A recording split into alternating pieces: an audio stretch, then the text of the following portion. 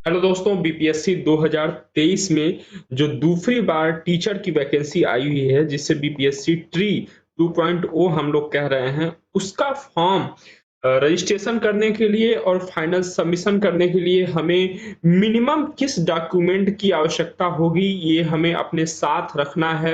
क्योंकि रजिस्ट्रेशन के बाद आपको कुल 15 मिनट का समय केवल मिल रहा है, जिसमें आपको पूरा फाइनल फॉर्म सबमिशन करना है। इसके अंतर्गत आपको डॉक्यूमेंट की जानकारी भी देनी है, सर्टिफ़िकेट वगैरह भी अपलोड करना है और इसके साथ-साथ आपको साइन और अपना फ़ोटो भी उसपे अपलोड करना है।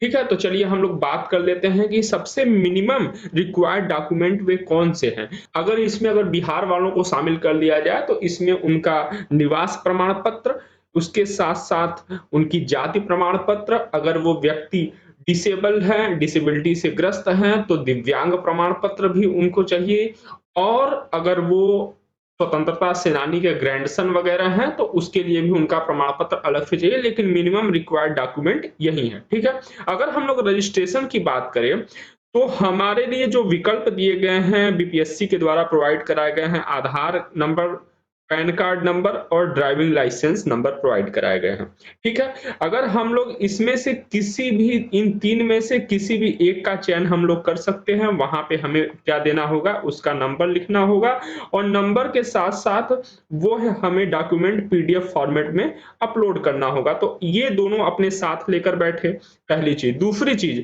अगर आप पैन कार्ड नंबर और driving licence number fill up करते हैं, तो जो ₹750 रिज़र्व या जो बिहार के लोग नहीं हैं, बिहार के बाहर के जो अभ्यर्थी हैं, उनके लिए जो फ़ी है, इसमें ₹200 और ऐड हो जाएगा।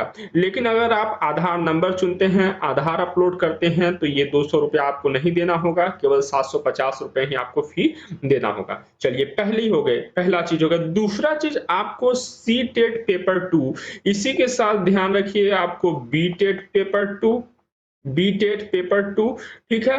और अगर कोई एस-टेट है, तो एस-टेट पेपर 1 और एस-टेट पेपर 2 आपको देना होगा जिस भी क्लास में आप कर रहे हैं। अगर जैसे सी-टेट और बी-टेट की बात करें तो 6 से 8 के लिए है, एस-टेट 1 जो है वह 9-10 के लिए है, क्लास 9-10th के लिए है और एस-टेट पेपर 2 जो है वह क्लास 11th और 12th के लिए है, ठीक है?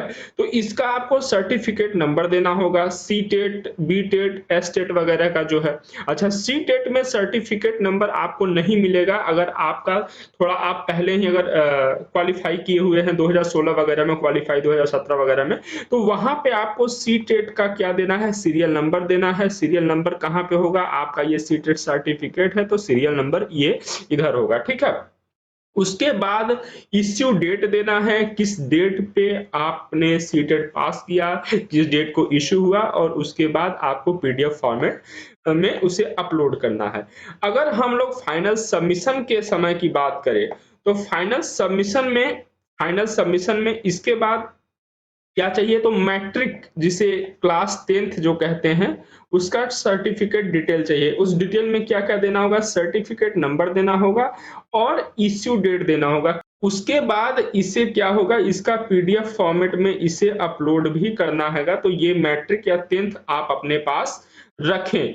उसके बाद जब आप आगे बढ़ेंगे तो ग्रेजुएशन या इक्विवेलेंट मार्कशीट और सर्टिफ़िकेट का पीडीएफ चाहिए। अब मार्कशीट बोलेंगे कि आप मार्कशीट क्यों चाहिए?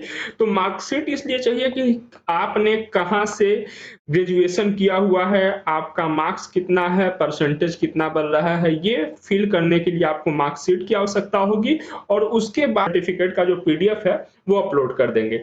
लेकिन अगर आपके पास सर्टिफ़िकेट का पीडीएफ नहीं है, ठीक है, सर्टिफ़िकेट नहीं है, तो आप वहीं मार्कशीट भी अपलोड कर सकते हैं, ठीक?